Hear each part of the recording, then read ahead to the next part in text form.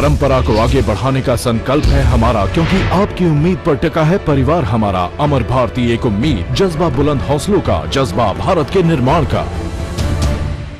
ब्रह्मा विष्णु राम महेश्वर, विठ्ठल जिन अरिहंत महान, बुद्ध वीर गौतम स्वामी जी, जग कहता ये जीव महान, राग देश मद मुक्त संत का, मुक्त कंठ से करूं बखान, शिवशाला के यही प्रदर्शक, भव से ऊपर रहा निधान। जय बोलिए अनंतानंद सिद्ध भगवंतों की, लोक में सर्वत्र विराजमान सर्व संतों की। रमाई ठीक के लिए ओम नमः। जिंदगी पेट भरने के लिए नहीं, जिंदगी पेट भरने के लिए ही नहीं, मांग करने के लिए नहीं, जिंदगी मिली है स्वाभिमान के लिए, अवसर पर राम के लिए बलिदान करने के लिए। महानुभाव, आज बहुत गर्व और गौरव के साथ हमें इस बात को समझने की आवश्यकता है। आज सिंधु पर्यंत यस भारत भूमि कहा, पितृभू पुण्यभूश्चैव स वै हिंदू इति स्मृता। माननीय वीर सावरकर जी ने अपने विचारों को बहुत अच्छे तरीके से प्रस्तुत कर हिंदू महासभा का इसे मंत्र बना दिया। प्रत्येक वह व्यक्ति जो सिंधु नदी से समुद्र पर्यंत फैली भारत भूमि को अधिकार पूर्वक अपनी पितृभूमि एवं पुण्य भूमि मानता है, वह हिंदू है। वीर सावरकर जी अपने जीवन के तमाम अनुभवों को समेटकर जेल के भीतर अपने रक्त में उठी ज्वाला को शब्दों में बहा दे रहे हैं। आज मैं बहुत ही गौरव और आनंद के साथ इस बात को कहना चाहता हूं, इसी बात के लिए भारत के संविधान निर्माताओं ने भी हिंदू का अर्थ जीवन शैली माना है, और महापुरुषों ने मानव मात्र को जीने के लिए जीवन शैली दी है। सचमुच राम एक ऐसे महात्मा धरती पर अवतरण हुए हैं जिनको हम बलभद्र कहते हैं। बल यानी ताकतवर, भद्र यानी सरल। इतने सरल, कितने सरल, आप उसकी व्याख्या नहीं कर सकते। सबसे सरल कौन है? कहते हैं मकड़ी का जाला बहुत ही तंतु नाजुक होता है, नाजुक होता है। उसमें भी नाजुक मयूर का ये पंख होता है, आंख में डाल दिया जाए तो आंख से पानी नहीं आता है। इससे भी ज्यादा भद्र श्री रामचंद्र जी थे। उनके मन में प्राणी मात्र के प्रति जो पीड़ा होती थी और उनकी संवेदनाएं जैसे ही बाहर निश्चित होती थी और आदमी की समस्याओं का समाधान हो जाता था। काश अगर उन दिनों हम आप वहां मौजूद रहे होते तो हमारी आंख से क्या शरीर से पानी निकल गया होता। उन्होंने अपनी जिंदगी में कभी किसी को पीड़ा पहुंचाने का कोई उपक्रम नहीं रचा, बल्कि उन्होंने अपने जीवन में जीने का जो संदेश दिया है, और महानुभाव भारत के संविधान निर्माताओं को भी दृष्टि में रख के काम करना पड़ा। मैं आपसे एक बात और कहना चाहता हूं, संविधान निर्माताओं ने निश्चित ही राम को दृष्टि पथ में रखा है। राम एक ऐसे मर्यादा पुरुष थे जिनके लिए ढूंढना धरती पर, तलाशना एक बहुत बड़ी वीरता का काम है। राम ने अपने संयम और पुरुषार्थ के माध्यम से जो दिया है, आज हमारे लिए गौरव का विषय है।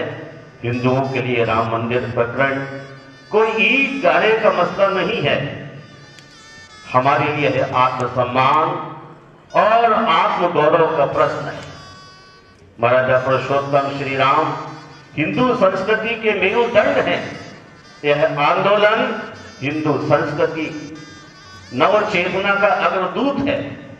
महानुभाव 9 नवंबर 1947 को सरदार वल्लभ भाई पटेल ने एक अन्य कैबिनेट मंत्री श्री नरहरि विठल गाडगिल और श्री कन्हैया लाल माणिकलाल मुंशी तथा नवानगर के जाम साहब के साथ एक सार्वजनिक सभा में घोषणा की थी कि ज्योतिर्लिंग पुनः सोमनाथ के मंदिर में उसी स्थान पर प्रतिष्ठित किया जाएगा जिस स्थान को महमूद गजनवी से लेकर औरंगजेब तक कितने बार लूटा गया, तोड़ा गया, अपमानित किया गया।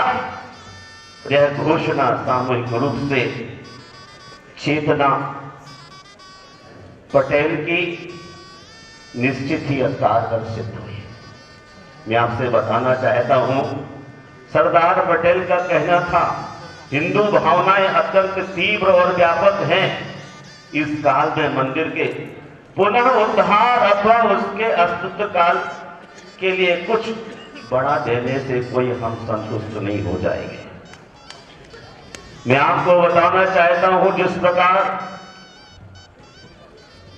सरदार विठल भाई पटेल ने कहा कि अब सोमनाथ मंदिर के लिए रुका नहीं जा सकता।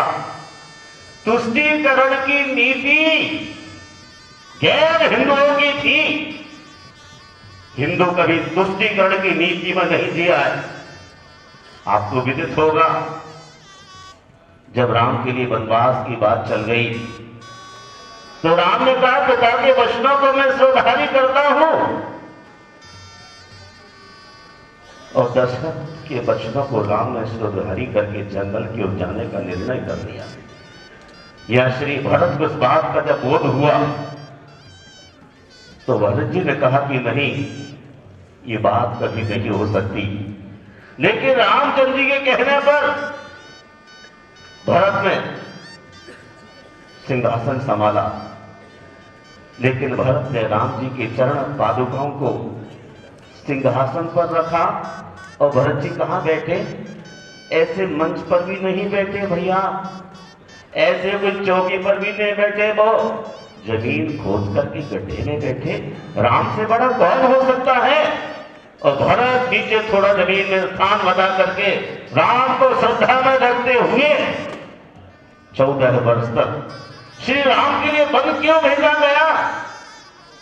सरस्वती के लिए कष्ट था इस बात का कि वन में निशाचरों की बहुत माया फैल गई है।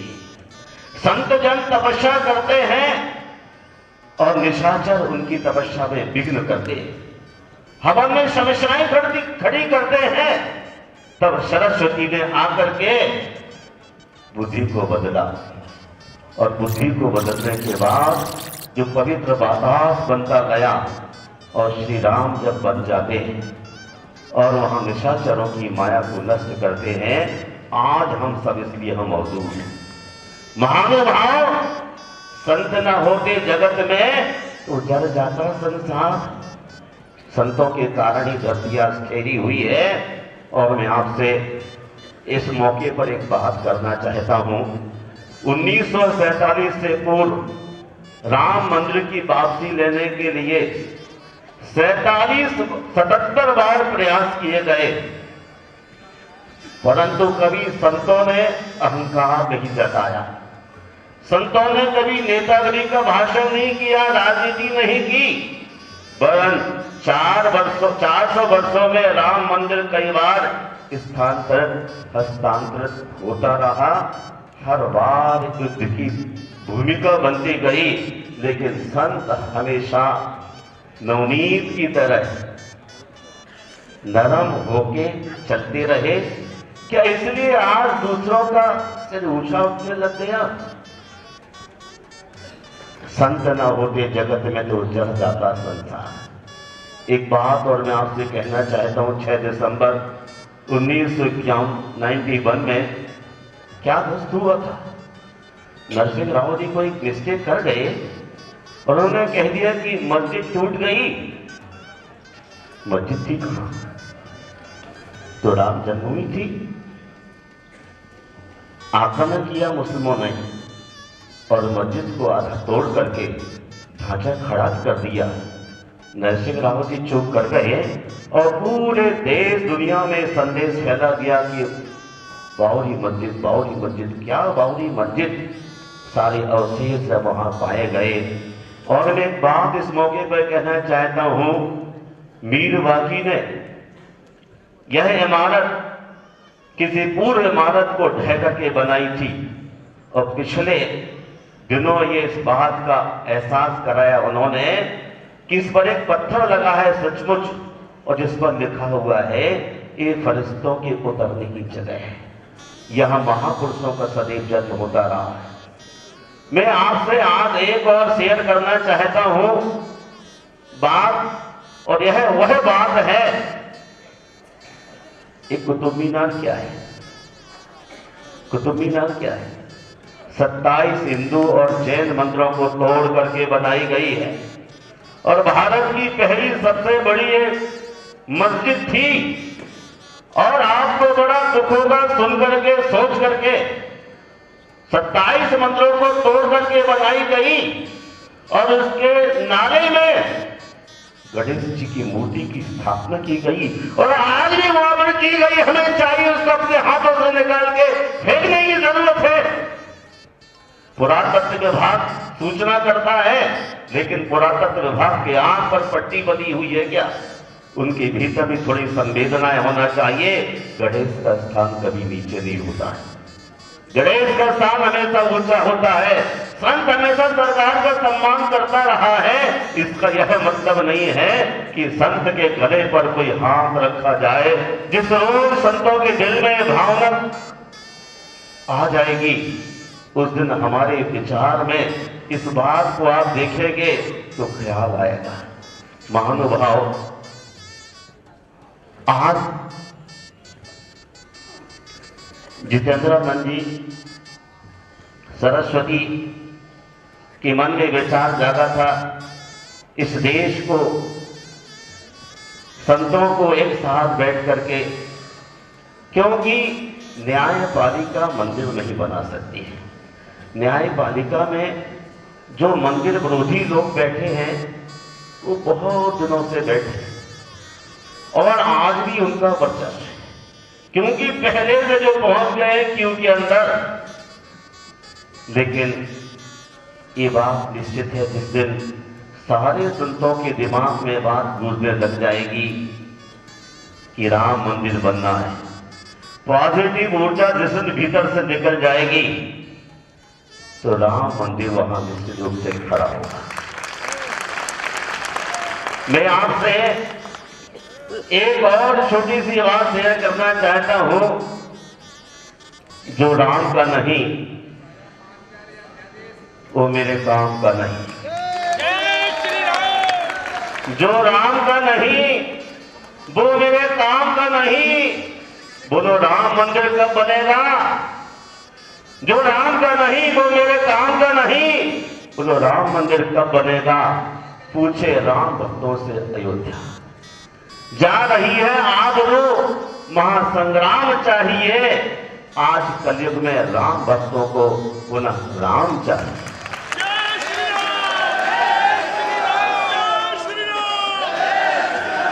जा रही है आबरू, महासंग्राम चाहिए। आज कलयुग में राम भक्तों को पुनः राम चाहिए। अब अयोध्या में राम मंदिर का निर्माण होना चाहिए। जो राम का नहीं वो मेरे काम का नहीं। कार सेवकों के लिए बलिदानों को कैसे हम बुलाएंगे? कार सेवकों के बलिदानों को कैसे हम बुलाएंगे? पहले गोली खाई फिर लहू बहाएंगे। पहले गोली खाई, अब लहू बहाएंगे। जागो जागो, अब शहीदों का सम्मान चाहिए। जागो जागो, अब शहीदों का सम्मान चाहिए। आज कलयुग है, राम भक्तों को पुनः राम चाहिए। सुनो पापियों, अब तुम्हारी छाती पे शिव तांडव होगा। अगर मंदिर नहीं बना तो सरयू तट पर तुम्हारा सौ होगा। राम के नाम पर हो कुर्बान, वो हिंदुस्तान चाहिए। अब कलयुग है, राम भक्तों को पुनः राम चाहिए। मोदी जी संसद में सच्चा परवान चाहिए। मोदी जी संसद में सच्चा परवान चाहिए। 56 इंच सीने वालों का संविधान चाहिए। इस देश के लिए पहली बार हिंदू राजा मिला। मैं बहुत ही गौरव के साथ कहता हूं, स्वामी जी, इस देश के लिए एक ऐसा सम्राट मिला।